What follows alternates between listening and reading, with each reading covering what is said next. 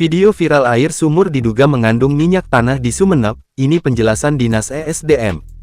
Video yang memperlihatkan air sumur diduga mengandung minyak, viral di media sosial.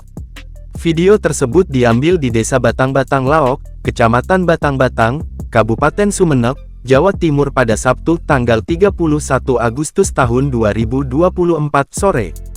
Fenomena air sumur diduga mengandung minyak awalnya diketahui ketika pemilik sumur, Sahayu, 54 mengebor sumur di belakang rumahnya pada November tahun 2023.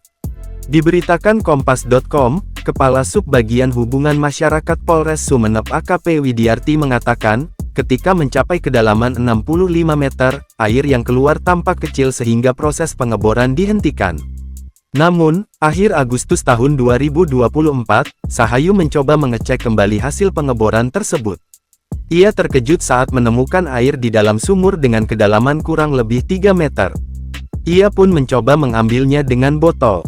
Setelah diangkat, terlihat bahwa air tersebut berwarna hitam dan berbau minyak tanah.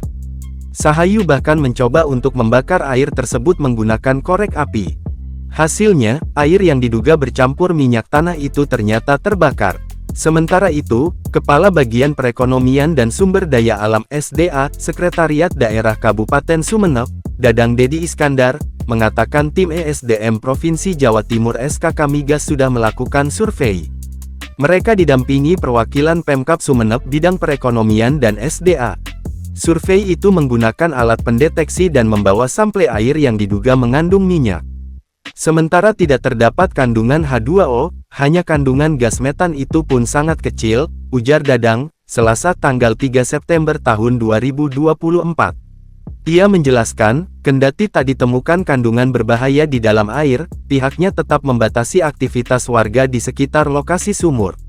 Garis polisi tetap dipasang sembari menunggu penutupan sumur tersebut.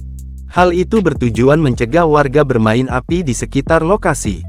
Sementara sumur tersebut ditutup dan masyarakat sekitar dilarang mendekati sumur yang sudah kami pasang garis polisi. Intinya tidak berbahaya kalau tidak ada percikan api, pungkasnya.